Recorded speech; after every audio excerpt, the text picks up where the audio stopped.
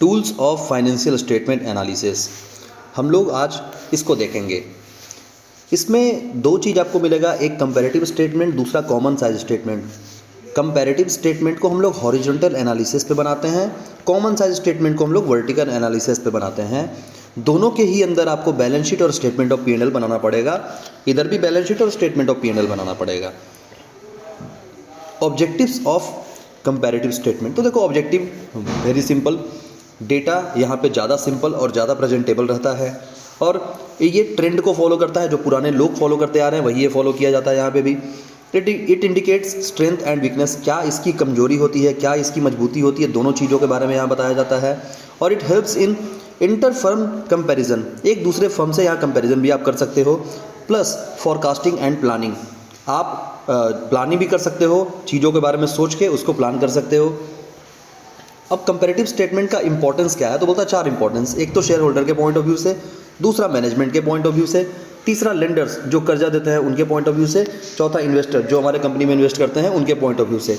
और इन्वेस्टर में भी कौन से इन्वेस्टर, जो हमारे पोटेंशियल इन्वेस्टर है। पोटेंशियल बोले तो अब कोई 10 करोड़ का कंपनी है, उस 10 करोड़ में कोई इन्वेस्टर है जो 5 करोड़ होल्ड कर रखा है और कोई उस कंपनी में 200 रुपये होल्ड करके रखा है, तो जो 5 करोड़ होल्ड करके रखा है वो पोटेंशियल इन्वेस्टर है और जो 200 रुपये इन्वेस्ट करके रखा है वो नॉट पोटेंशियल है।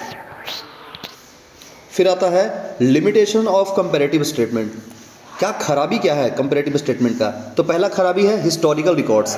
इसका रिकॉर्ड जो होता है वो बहुत हिस्टोरिकल होता है, हिस्टोरिकल रिकॉर्ड होता है, पुराने रिकॉर्ड्स को देखते हुए किया जाता है इसको। फिर पर्सनल बायस, ये पर्सनल लोगों के लिए बायस्ड होता है, पक्षपाती करता है, अफेक्ट्स बाई पर्सनल जजमेंट, क्योंकि जजमेंट हर किसी का अपना अपना होता है और उस पर्सनल जजमेंट के हिसाब से ये बायसनेस पे आ जाता है, तो थोड़ा ये गड़बड़ हो जाता है यहाँ पे। उसके बाद क्वालिटेटिव एलिमेंट्स आर इग्नोर्ड, जो मेन इसमें क्वालिटेटिव स्टेटमेंट्स एलिमेंट्स होते हैं उसको इग्नोर कर दिया जाता है। और price level changes are ignored, जो भी प्राइस लेवल चेंज इसमें हुआ है उसको इग्नोर कर दिया जाता है। ठीक है, अब मेन हम कंपैरेटिव बैलेंस शीट को देखते हैं। तो देखो, जब हम लोग नॉर्मल बैलेंस शीट बनाते थे तो उसमें क्या करते थे कि करंट ईयर वाले अमाउंट को पहले लिखते थे और प्रीवियस ईयर वाले अमाउंट को बाद में लिखते थे। यहाँ ऐसा नहीं करेंगे, यहाँ उसका ठीक उल्टा चलेगा। प्रीवियस ईयर वाला अमाउंट को पहले लिखेंगे, करंट ईयर वाले अमाउंट को बाद में लिखेंगे, प्रीवियस ईयर वालों को ए मान लेंगे, करंट ईयर वाले को बी मान लेंगे और एब्सोल्यूट चेंज देखेंगे। एब्सोल्यूट चेंज का मतलब क्या कि करंट ईयर जो हमारा है वो प्रीवियस ईयर से कितना चेंज हुआ है ये देखेंगे हम। तो एब्सोल्यूट चेंज कैसे निकाल लेंगे, बी माइनस ए कर लेंगे, हमारा एब्सोल्यूट चेंज निकल के आ जाएगा। उसके बाद हमको ये भी देखना है कि जो चेंजिंग हुआ है वो कितने % से हुआ है, तो एक डी निकाल लेंगे हम कैसे, सी बाई ए करके इंटू 100। ये जितना भी चेंजेस है, सपोज दैट आपके अकाउंट्स में मार्क्स आए हैं पिछले साल 60 और इस साल 80 आए थे, तो चेंजेस कितने का हुआ, 20 का। तो ये 20 जो है वो 60 के कंपैरिजन में कितने % से चेंज हुआ, तो ये 33.33% से चेंज हो गया। उसी तरीके से BST में आपके मार्क्स 80 आए थे पिछले साल, लेकिन इस साल आपको 60 नंबर आए हैं, मतलब आपने 20 नंबर डिक्रीज कर लिया है अपना। तो ये 20 नंबर कितने % से हो गया, तो 20/80 × 100 कर लेंगे, 25% से डिक्रीज कर चुका है। तो इस तरीके से हम कंपैरेटिव बैलेंस शीट बना लेंगे। ये देखो एक एग्जांपल देखते हैं। एग्जांपल 1 बोलता है कि शेयर होल्डर्स फंड इस साल 250 का था और पिछले साल मेरा 200 का था। करंट लायबिलिटी हमारा 100 का था और पिछले साल 150 का था। नॉन करंट एसेट हमारा इस साल 200 का था, पिछले साल 150 का था। करंट एसेट हमारा इस साल 150 का है, पिछले साल हमारा 200 का था। हमको बैलेंस शीट बनाना है। देखो बैलेंस शीट का वही फॉर्मेट होता है। बैलेंस शीट कैसे बनाते हैं, बैलेंस शीट के सबसे ऊपर में आता है शेयर होल्डर्स फंड, उसके नीचे क्या आता है, शेयर होल्डर्स फंड के अंदर आता है share capital plus reserve and surplus, share capital और रिजर्व एंड सरप्लस आ जाता है। उसके नीचे क्या आता है, non current liability, non current liability के अंदर क्या आता है, लॉन्ग टर्म बोरोइंग्स और फिर करंट लायबिलिटी आता है और टोटल आ जाता है। एसेट के अंदर क्या आता है, एसेट के अंदर आपको सबसे पहले आ जाएगा नॉन करंट एसेट्स, उसके बाद करंट एसेट आ जाएगा, फिर टोटल आ जाएगा। नॉन करंट एसेट्स 2 पार्ट में टूट जाएगा, एक टेंजिबल एसेट्स, दूसरा इंटेंजिबल एसेट्स। टेंजिबल एसेट्स कौन सा है, लैंड, बिल्डिंग, प्लांट, मशीनरी, ये सब आ जाएगा। और इंटेंजिबल में क्या है, goodwill, patent, copyright, trademark etcetera आ जाएगा। तो ये हमारा नॉन करंट एसेट्स। बाकी करंट एसेट्स में वही इन्वेंट्री, स्टॉक्स वगैरह, जो भी आपका ये कैश एंड कैश इक्विवेलेंट का बैलेंस पड़ा हुआ है, डेटर्स का बैलेंस पड़ा हुआ है, ये सब आपका नॉन करंट एसेट्स में आ जाएगा। नॉन करंट लायबिलिटी में वही ट्रेड पेबल्स वगैरह आ जाएगा। कोई आउटस्टैंडिंग लाइबिलिटीज़ वगैरह है वो सब आ जाएगा, आउटसाइड लाइबिलिटी वगैरह आ जाएगा, तो ये सब आ जाएगा। इस चीज़ को हम ध्यान में रखते हुए इस क्वेश्चन को बनाएंगे। तो ये देखो बैलेंस शीट का फॉर्मेट पहले लेते हैं। अब इक्विटी एंड लाइबिलिटी के नीचे में आपको शेयर होल्डर्स फंड मिल जाएगा, करेंट लाइबिलिटी मिल जाएगा। तो शेयर होल्डर्स फंड हमारा हो गया, करेंट लाइबिलिटी हो गया, ये दोनों का प्रीवियस ईयर का अमाउंट और करेंट ईयर का अमाउंट लिख देंगे। टोटल हमारा लाइबिलिटी कितना हो गया यहाँ दिख जाएगा। बाकी एसेट्स के अंदर भी नॉन करेंट एसेट्स क्या है, करेंट एसेट्स कितना है, ये सब ऊपर से देख के हम एज इट इज़ उसको कॉपी पेस्ट कर देंगे। तो मतलब कुल मिला के बात ये है कि यहाँ तक का तो आपका समझिए कॉपी पेस्ट ही है, जस्ट आपको बैलेंस शीट का फॉर्मेट मेमोराइज होना चाहिए, बस आपका ये कॉपी पेस्ट है। क्वेश्चन में यहाँ तक बनाने का आपको कोई ज़रूरत नहीं है, मतलब ये तो बना आपको आता ही है ये बनाने के लिए, आप तो ये बना ही दोगे। मेन क्या निकालना है, एब्सोल्यूट चेंज निकालना है। अब ये भी कोई बहुत बड़ा तिगड़मबाजी तो है नहीं, बी में से ए को माइनस कर देंगे। ये देखो 250 से 200 था, मतलब 250 तो इस बार है ना, पिछले साल 200 था, तो चेंज कितने से आया, 50 से आया। कितने परसेंट का चेंज हो गया, 25% का चेंज हो गया। उसी तरीके से करंट लायबिलिटी में भी देख लेंगे, इस साल 100 है, पिछले साल 150 था, तो मतलब 50 माइनस में गया इस बार, तो कितने परसेंट का माइनस गया है, तो 50/150 इंटू 100 कर लेंगे तो वो निकल के हमारा आ जाएगा। लेकिन अब यहाँ पे ये देखना है ना कि आप जो टोटलिंग करोगे, आप इसमें इसको प्लस करके ऐसे टोटलिंग नहीं करोगे, आप यहाँ भी परसेंटेज फाइंड आउट करोगे, तो 0/350 इंटू 100 कर लोगे, आपका इसका परसेंटेज निकल के आ जाएगा। उसी तरीके से यहाँ भी आप ये प्लस करके नहीं निकालोगे, यहाँ भी आप क्या करोगे, आप तो ये कर लिए 0/350 इंटू 100 कर लोगे, आपका ये निकल के आ जाएगा परसेंटेज। तो आपको अब प्लस माइनस जो करना है यहाँ पे, ये प्लस माइनस से काम यहाँ नहीं चलेगा, यहाँ पे आपको परसेंटेज निकाल के ही काम करना पड़ेगा। जैसे शेयर होल्डर्स फंड 200 से 250 हुआ, तो 250 को 50 से चेंज हुआ, ये 150 से 100 हो गया, 50 से माइनस हो गया, परसेंटेज निकाल लिए। अब इस परसेंटेज का कितने से चेंज आया है, तो ये कैसे निकालेंगे, 0/350 इंटू 100 कर लेंगे, 0% निकल के आ जाएगा। तो बहुत सिंपल ये है, कोई बहुत बड़ा तिगड़मबाजी नहीं है, देख लेंगे इसको। एसेट में भी एज इट इज़ कर लेंगे, 150 से 200 पे शिफ्ट हुआ, 50 का प्लस हुआ, 200 से 150 पे शिफ्ट हुआ, 50 का माइनस हुआ, परसेंटेज कैसे निकालेंगे, 50/150 इंटू 100 33.33 आ जाएगा, 50/200 इंटू 100 25% आ जाएगा, 0/350 इंटू 100 0% आ जाएगा। तो ये बन जाएगा, कोई दिक्कत नहीं है। अब आपको कोई इस तरह का क्वेश्चन आ जाएगा, इस वाले क्वेश्चन का हमने सारा कंटेंट अंदर का इरेज कर दिया है, अब इसको हमको फिल करना है, इसके अंदर का पॉइंट सारा फिल आउट करना है कि हाँ भाई इसके अंदर ये क्या आएगा निकल के, हमको ये निकालना है। निकालते हैं, बहुत सिंपल सा बात है भाई। आप देखो ये b माइनस a करते हैं तो कितना निकल के आता है, हमारा c निकल के आ जाता है। तो हमको c ढूंढना है, तो 40,000 माइनस 50,000, तो क्या डोंट यू थिंक ये 10,000 होगा माइनस में, तो हम इसको 10,000 ब्रैकेट में डाल देते हैं, ब्रैकेट बोले तो माइनस में डाल देते हैं। अब जब हमको ये दोनों पता चल गया, तो क्या हम ये निकाल सकते हैं क्या, c/a इंटू 100, बिल्कुल निकाल सकते हैं जी। c कितना है हमारा, c हमारा 10,000 है, 10,000 बटे a कितना है हमारा 50,000 है, तो 10,000 बटे 50,000 गुने 100, ये 2 0 से 2 0 कट गया, और ये 2 0 से ये 2 0 कट गया, 5 से 2 बार में 10 कट गया, 20 हो गया, तो ये 20% निकल के हमारा आ गया। यही हमारा आ गया आंसर। तो यहाँ 20% हम फिल आउट कर देते हैं, कोई दिक्कत नहीं है, कोई दिक्कत नहीं है। अब आते हैं नेक्स्ट पे। अब देखो यहाँ पे नॉन करेंट लायबिलिटी हमारा कितना दिया हुआ है, नॉन करेंट लायबिलिटी में बी दिया हुआ, मतलब करेंट ईयर का हमारा दे रखा है 30,000 है, और एब्सोल्यूट चेंज हमको 20,000 का दे रखा है। तो ये कैसे निकल के आता था एब्सोल्यूट चेंज, एब्सोल्यूट चेंज आता था जब हम ए में से ये बी में से ए को माइनस करते थे तो निकल के आता था। तो b हमारा 30,000 है और a हमारा 20,000 है, तो डोंट यू थिंक कि अगर ये 50,000 रहता तो ये निकल के आ जाता, 30,000 में से 50,000 अगर माइनस करते तो हमारा 20,000 निकल के आ जाएगा। तो b माइनस a करेंगे, -20,000 आ जाएगा। अब हमको c निकालना है, तो c कैसे निकलेगा, बहुत सिंपल, c निकालने का वही सेम फार्मूला, b/a कर देंगे, d निकालने का क्या फार्मूला है, c/a मल्टीप्लाई बाई 100। c हमारा कितना है, c हमारा 20,000 है, a ये माइनस में है, और a हमारा कितना है 50,000 है, इंटू 100 कर देते हैं। 2 0 से 2 0 कट गया, 2 0 से 2 0 कट गया, 5 चौक 20, 4 टाइम में 40 आ गया। तो ये 40% जो हमारा है ये कैसा निकल के आएगा, माइनस में निकल के आ जाएगा, बस यही है। तो यहाँ पे कितना फिल आउट कर देंगे, 40% फिल आउट कर देंगे। ठीक है, ठीक है। अब नेक्स्ट पॉइंट करते हैं, ये भी हो गया। अब इसको ख़त्म करके नेक्स्ट पॉइंट करते हैं। तो नेक्स्ट पॉइंट हमारा क्या बोल रहा है, नेक्स्ट पॉइंट बोल रहा है कि 25% इसका इन्फॉर्मेशन दे रखा है, 20,000 ए का इन्फॉर्मेशन दे रखा है, तो हमको डी पता है और हमको ए पता है, हमको बी और सी को फाइंड आउट करना है। तो बी और सी फाइंड आउट कर लेते हैं। कैसे फाइंड आउट करेंगे भाई? तो हमको ये डी का फॉर्मूला पता है। डी कैसे निकलता है? सी बाई ए करके निकलता है। ये देखो सी बाई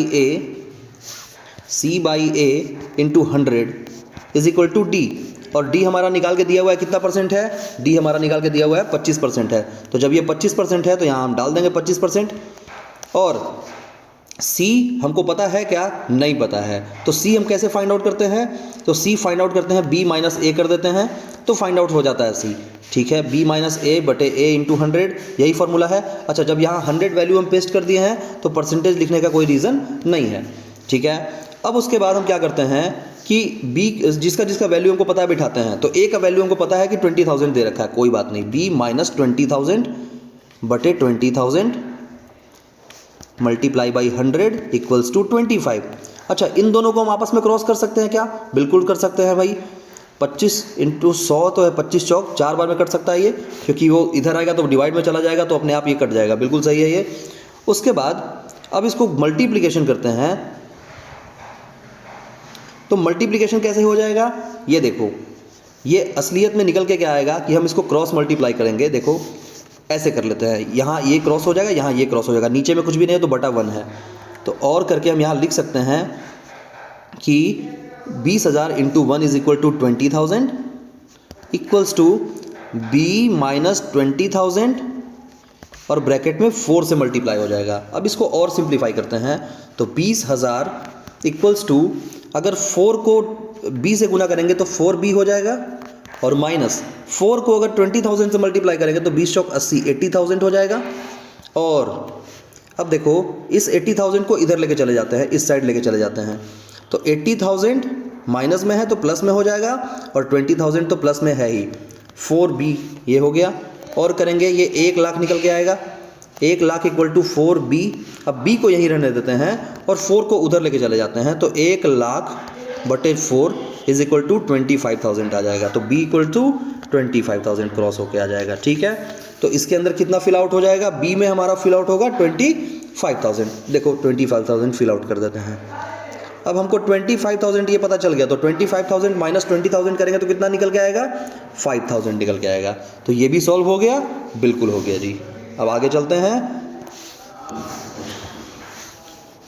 नेक्स्ट पॉइंट पे चलते हैं। अब ये भरना है नॉन करेंट एसेट में। तो नॉन करेंट एसेट में हमको बी का वैल्यू पता है, हमको बी दे रखा है 1 लाख और डी दे रखा है सी बाई ए इंटू 100 जो हमारा है वो दे रखा है 20% का। ठीक है भाई, इसी के फॉर्मूला पे फिर सेम फॉर्मूला पुट करेंगे और बन जाएगा। तो डी बोले तो C by A multiply by 100, D हमारा कितना दे रखा है? 20 दे रखा है, और सी कितना दे रखा है? नहीं पता, तो सी का फॉर्मूला बैठा देंगे बी माइनस ए बटे ए इंटू 100। ये 20 है, बी हमको पता है 1 लाख है बी, ए हमको नहीं पता, तो ए को वैसे ही रहने देते हैं, नीचे भी ए ले आते हैं और मल्टीप्लाई बाई 100 कर देते हैं। ठीक है, अच्छा चूंकि यहाँ पे जो 20% है ना, ये 20% माइनस में है, तो सेम माइनस का फॉर्मूला यहाँ ब्रैकेट में डालना पड़ेगा इसको, तो माइनस में ये निकल के आ जाएगा। अच्छा जी, उसके बाद ये 100 था। ठीक है, अब उसके बाद क्रॉस मल्टीप्लिकेशन कर देते हैं, तिरछा तिरछी गुना कर देते हैं, नीचे में कुछ नहीं तो बटा 1 है, करते हैं क्रॉस मल्टीप्लिकेशन। तो और करके a को 20 से मल्टीप्लाई करेंगे तो 20a आ जाएगा इक्वल्स टू 1 लाख गुने 1 लाख माइनस a गुने 100। ठीक है, अब ये 100 को भी हम सपोज दैट उधर ही लेके चले जाते हैं तो क्या हो जाएगा? डिवाइडेड बाई 100 हो जाएगा, बिल्कुल हो जाएगा। अब इसको और काट देंगे तो 20 25 100 5 बार में कट जाएगा, बिल्कुल कट जाएगा। चलो जी, आगे करते हैं कैलकुलेशन। आगे हमारा क्या निकल के आ गया? a बाई 5 निकल के आ गया equals to 1 lakh minus a। अब इस पर भी क्रॉस मल्टीप्लिकेशन करते हैं, तो कुछ भी नहीं है तो बटा में क्या है? 1 है, क्रॉस मल्टीप्लाई कर देंगे तो क्या आ जाएगा? a को 1 से गुना करेंगे a हो जाएगा, 5 को 1 लाख से गुना करेंगे तो 5 लाख हो जाएगा, और माइनस a को माइनस 5 से गुना करेंगे तो 5a हो जाएगा। ठीक है, अब उसके बाद 5a को इधर लेके चले जाते हैं तो a प्लस, अच्छा एक मिनट, यहाँ पे जो a था ये माइनस में था ना, तो 20a ये ब्रैकेट में होगा, यहाँ पे ये माइनस में होगा, तो यहाँ भी a जो है हमारा माइनस में होगा, तो ये माइनस में है और इधर आके ये 5a प्लस में हो जाएगा इक्वल्स टू 5 लाख। तो 5A minus A is equal to 4A बराबर 5 लाख। अब 4 से इसको काट देंगे तो 4 से कितने बार में कट जाएगा? 1 और 4 दूना 8, 4 पचे 20, 1,25,000 भाई। ए का वैल्यू निकल के आएगा कितना? 1,25,000। ये डाल देते हैं 1,25,000। तो ऑटोमेटिकली कितना निकल के आ जाएगा? ये 25,000 हमारा माइनस में आ जाएगा, क्योंकि ये बी माइनस ए करेंगे तो 25,000 निकल के आ जाएगा। ये इसका फॉर्मूला हो गया, ये बनके तैयार हो गया अपना। ठीक है, तो इस तरह का छोटा छोटा क्वेश्चन आएगा, टेबल को कंप्लीट करना है भाई, बन जाएगा, आराम से बन जाएगा। शेयर होल्डर्स फंड का वैल्यू दे दिया, 2 वैल्यू हमको दे दिया, 2 वैल्यू निकालने दे दिया। इधर 1 वैल्यू इधर दे दिया, 1 वैल्यू इधर दे दिया, ये दोनों निकालने दे दिया आपको। इधर क्या किया? 2 वैल्यू यहाँ पे दे दिया आपको, इन दोनों को निकालने दे दिया। यहाँ पे इन दोनों वैल्यू को दे दिया, इन दोनों को निकालने दे दिया। तो इस तरीके से छोटा छोटा फिल आउट वाला क्वेश्चन आपको निकाल के दे देगा बनाने के लिए, बना देंगे हम लोग, कोई बहुत बड़ा चीज़ नहीं है। फिर अब अगले पॉइंट पे आते हैं, कंपैरेटिव स्टेटमेंट ऑफ P&L। अब देखो कंपैरेटिव स्टेटमेंट हम लोग बैलेंस शीट का कंप्लीट कर लिए, अब P&L पे हम लोग आ गए। तो बोलता है the format is same as discussed is comparative balance sheet 6 column. क्या बोला? कि जो फॉर्मेट हम लोग ऊपर बनाए थे वही सेम फॉर्मेट रहेगा, लेकिन बस यहाँ पे क्या करना है? 6 कॉलम के साथ बनाना है। नहीं, एक्चुअली ऊपर 6 कॉलम के साथ हम लोग बैलेंस शीट बना रखे थे, यहाँ 5 कॉलम पे बनाना है। अब देखो एग्जाम्पल देखते हैं, एकदम ईजी है, समझ में आ जाएगा। बोलता है रेवेन्यू फ्रॉम ऑपरेशन। ये रेवेन्यू फ्रॉम ऑपरेशन किसको बोलते हैं? सेल्स को बोलते हैं। हम लिख भी दे रहे हैं, ये सेल्स को बोलते हैं। तो हमारा सेल्स दे रखा है कितना? 24 लाख, 18 लाख। और अदर इनकम भी दे रखा है कितना? 15% of revenue from operation, 25% of revenue from operation. बाकी एक्सपेंसेस दे रखा है 60% of revenue from operation, 50% of revenue from operation, और टैक्स के दे रखा है 40% और 40%। ठीक है, बनाते हैं फिर। देखो हम अपने टोटल रेवेन्यू कैसे कैलकुलेट करते हैं? तो जितना रेवेन्यू फ्रॉम ऑपरेशन से आया, अब देखो ये प्रीवियस ईयर करंट ईयर तो आपको पता ही है, बस खाली आपको एब्सोल्यूट और परसेंटेज चेंज निकालना है। देख लेते हैं उसको। तो रेवेन्यू फ्रॉम ऑपरेशन कैसे निकलता है ये आपको पता है, 18 लाख और 24 लाख ये हम डाल दिए रेवेन्यू फ्रॉम ऑपरेशन। बाकी अदर इनकम डाल दिए 4.5 लाख, 3,60,000। दोनों मिला के असली में मेरा टोटल रेवेन्यू कितना आया? 22,50,000 और 27,60,000। बाकी खर्चे को देख लेते हैं एक बार। खर्चा हमारा कितना है? 9 लाख और 14,40,000। तो जब टोटल इनकम में से टोटल खर्चे को माइनस करेंगे तो हमारा प्रॉफिट निकल के आ जाएगा, लेकिन ये प्रॉफिट टैक्स देने से पहले वाला पोर्शन है। तो जब ये प्रॉफिट हम निकालेंगे कितना निकल के आ जाएगा? 13,50,000, 13,20,000। इसमें से हम टैक्स वाले पोर्शन को माइनस करेंगे। अच्छा, टैक्स अब किसका लगाएंगे? ये जो प्रॉफिट बिफोर टैक्स निकल के आया है ना, इसी का टैक्स लगाएंगे 40% से। दोनों में 40% है ना, तो 40% से टैक्स कैलकुलेट कर लेंगे, ये निकल के आ जाएगा। बाकी टैक्स देने के बाद हमारा प्रॉफिट इतना इतना निकल के आ जाएगा। ठीक है, अब एब्सोल्यूट चेंज निकाल रहे हैं, कोई एकदम इजी चीज़ है भाई।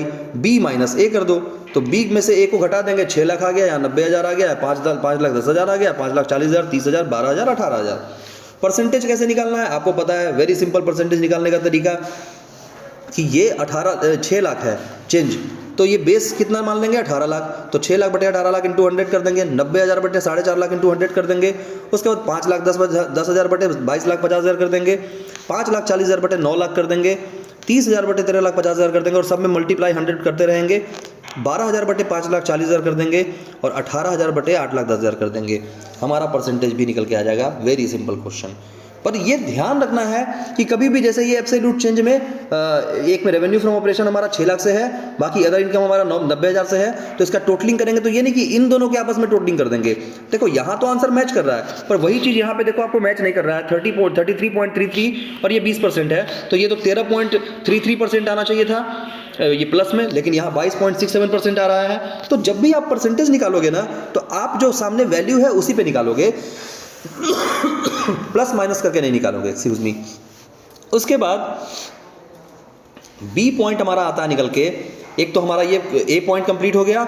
ए पॉइंट हमारा कंपैरेटिव स्टेटमेंट बैलेंस शीट का और P&L का दोनों कंप्लीट हो गया है। अब हम लोग निकालेंगे क्या? Common size statement. अब ये ऊपर तो हॉरिजॉन्टल था, वो जो हमारा ऊपर कंपैरेटिव स्टेटमेंट था वो हॉरिजॉन्टल था, लेकिन कॉमन साइज स्टेटमेंट जो है वो वर्टिकल एनालिसिस पे रहेगा, और इसका दूसरा नाम 100% स्टेटमेंट भी है। ठीक है, अब कॉमन साइज इसमें भी बनाना है, दो चीज़, बैलेंस शीट और P&L। पहले बैलेंस शीट पे देखते हैं। बैलेंस शीट देखो, एब्सोल्यूट और percentage of balance sheet total. Absolute में भी वही प्रीवियस ईयर करंट ईयर रहेगा, परसेंटेज में भी प्रीवियस ईयर करंट ईयर रहेगा, सारा वही चीज़ रहेगा। Share holders fund, non current liability, non current asset और करंट एसेट, ये लाइबिलिटी का टोटल, ये एसेट का टोटल। लेकिन इसमें क्या रहेगा कि जो भी हमारा लायबिलिटी का टोटल आएगा या जो भी हमारा एसेट का टोटल आएगा वो हमेशा 100% रहेगा। बिल्कुल सही बात है भाई, लायबिलिटी अपने आप में क्या हो गया, 100% हो गया। उसी तरीके से एसेट भी अपने आप में क्या हो गया, जो भी एसेट है वो कितना रहेगा, 100% रहेगा। टोटल तो वो 100 रहेगा ना। अब उसमें से हम देखेंगे कि इस 180 का शेयर होल्डर फंड जो है वो कितना परसेंट है और जो नॉन करेंट लायबिलिटी है वो कितना परसेंट है। उसी तरीके से एसेट में भी टोटल एसेट का देखेंगे कि जो हमारा नॉन करेंट एसेट है वो कितना परसेंट है और जो हमारा करेंट एसेट है वो कितना परसेंट है। तो बाइफर्केशन इन दोनों में होगा परसेंटेज का, इन दोनों में होगा परसेंटेज का, बट आफ्टर ऑल ये जो रहेगा वो हमेशा 100% रहेगा। देखो यहाँ भी प्रीवियस ईयर हो चाहे करंट ईयर हो, इन दोनों को मिला के ये 100% ही रहेगा, इन दोनों को मिला के ये 100% ही रहेगा। इन चीज़ों पे हमको फोकस करना है। तो बस वही चीज़ है, ये कुछ अलग नहीं है। देखो 60/180 मल्टीप्लाई बाई 100 कर देंगे तो 33.33% निकल के आ जाएगा। 200/500 कर देंगे मल्टीप्लाई बाई 100 कर देंगे तो 40% निकल के आ जाएगा। इस तरीके से करके सारे परसेंटेज को आप कैलकुलेट कर लेंगे। फिर उसी तरीके से common size statement of P&L, balance sheet का हो गया, P&L पे आते हैं। अब यहाँ क्या बोलता है कि in commonize statement of P&L always remember that we have to calculate percentage of revenue from operation. ये बहुत इंपॉर्टेंट पॉइंट है। आपको रेवेन्यू फ्रॉम ऑपरेशन किससे निकालना पड़ेगा, परसेंटेज से निकालना सॉरी जो भी परसेंटेज आप निकालोगे वो किसका निकालोगे, रेवेन्यू फ्रॉम ऑपरेशन का निकालोगे। ये देखो एक एग्जांपल, रेवेन्यू फ्रॉम ऑपरेशन हमारा कितना दे रखा, 10 लाख और 7.5 लाख। परचेज हमारा 7.5 लाख दे रखा, 6 लाख दे रखा। अदर इनकम 1 लाख और 75,000। चेंज इन इन्वेंट्री 50,000 और 10,000। Other expenses 10,000 7,500। टैक्स का रेट 50%। 50%। ये हमारा क्वेश्चन है। अब ये क्वेश्चन में आपको P&L कैसे निकाला जाता है आपको पता ही है। रेवेन्यू फ्रॉम ऑपरेशन में अदर इनकम को जोड़ देते हैं, टोटल रेवेन्यू हमारा निकल के आ जाता है। बाकी खर्चा का पोर्शन कौन कौन सा है, परचेज है, चेंज इन इन्वेंट्री है, अदर एक्सपेंसेस है। ये तीनों मेरा खर्चा है। तो टोटल एक्सपेंसेस ये हो गया, टोटल रेवेन्यू ये हो गया। अगर टोटल रेवेन्यू में से टोटल एक्सपेंसेस को माइनस कर देंगे तो हमारा क्या निकल के आ जाएगा, हमारा प्रॉफिट बिफोर टैक्स निकल के आ जाएगा। और उसमें से टैक्स को माइनस कर देंगे तो क्या निकल के आ जाएगा, प्रॉफिट आफ्टर टैक्स निकल के आ जाएगा। बस यही तो निकालना था, इतना ही चीज करना है। आ जाओ देखते हैं क्या बनाना है हमको, कॉमन साइज स्टेटमेंट P&L का बनाना है। तो देखो कॉमन साइज स्टेटमेंट P&L का वही चीज लिखेंगे, absolute amount, percentage of revenue from operation. ये प्रीवियस ईयर हो गया, ये करंट ईयर, ये प्रीवियस ईयर, ये करंट ईयर, ठीक है। रेवेन्यू फ्रॉम ऑपरेशन हमारा कितना है, 7.5 लाख और 10 लाख है। अदर इनकम हमारा कितना है, 75,000 और 1 लाख है। दोनों मिला के कितना है, 8,25,000 और 11 लाख हो गया, ठीक है। अब जो परसेंटेज हम देखेंगे, कैसे देखेंगे कि ये 7,50,000 जो है ये अपने आप में कितना परसेंट है। तो भाई 7,50,000 जो है वो अपने आप का अगर परसेंटेज निकालेगा तो वो तो हमेशा 100% रहेगा। कोई भी वैल्यू अगर अपने आप का निकाला जाए परसेंटेज में तो वो तो अपने आप में 100 होता है। 1 × 100 = 100। तो ये अपने आप में 100% है। अब ये 75,000 जो है वो कितना इसका परसेंटेज है, तो ये 10% है।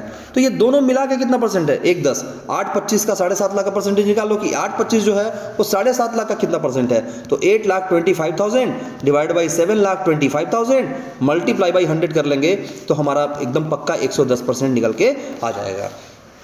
उसी तरीके से इधर भी कर लेंगे, 10 लाख को बेस बना लेंगे और ये 10 लाख का खुद का परसेंटेज कितना होगा, 100% होगा। बाकी 1 लाख एक्सक्यूज मी 1 लाख से 10 लाख का कितना परसेंट हो जाएगा, 10% हो जाएगा। बाकी 11 लाख से 10 लाख में कितना परसेंट होगा, 110 हो जाएगा। उसी तरीके से एक्सपेंसेस में भी देख लेंगे। खर्चा मेरा कौन कौन सा है, purchases, change in inventory, other expenses, तीनों खर्चा था ऊपर हम बता रखे थे।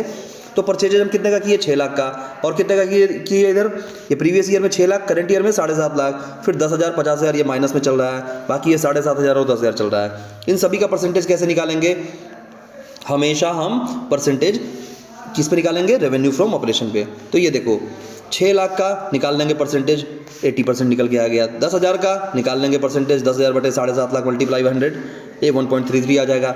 7,500 बटे 7.5 लाख मल्टीप्लाई बाई 100 = 1%।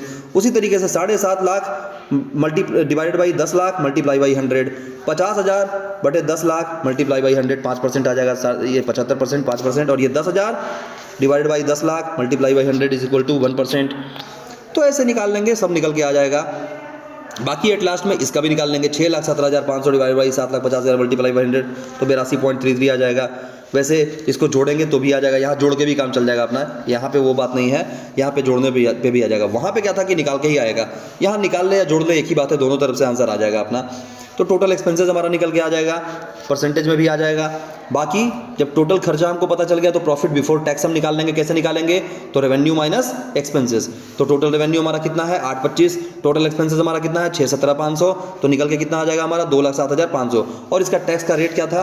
टैक्स का रेट था @ 50% से। तो जब 50% से टैक्स का रेट है तो हम टैक्स का रेट घटा देंगे 50% से, हमारा क्या निकल के आ जाएगा? हमारा प्रॉफिट निकल के आ जाएगा। तो जाहिर सी बात है, अगर 50% से टैक्स का रेट है तो 50% अपने आप प्रॉफिट निकल के आ जाएगा। तो ये टैक्स घटा दिए, ये प्रॉफिट हमारा निकल के आ गया। सारे केस में वैसे ही है, ठीक है। तो बस यही हमारा कंपैरेटिव फाइनेंशियल स्टेटमेंट का टॉपिक था और कॉमन साइज स्टेटमेंट का टॉपिक था। इसको आप एक बार देख लेंगे अच्छे से तो आपको ये पूरा रिवाइज हो जाएगा। आप अच्छे से, ये नोट्स को हम डिस्क्रिप्शन में भी डाल देंगे, इसको देख के डाउनलोड करके आप इसको रिवाइज कर सकते हैं। धन्यवाद।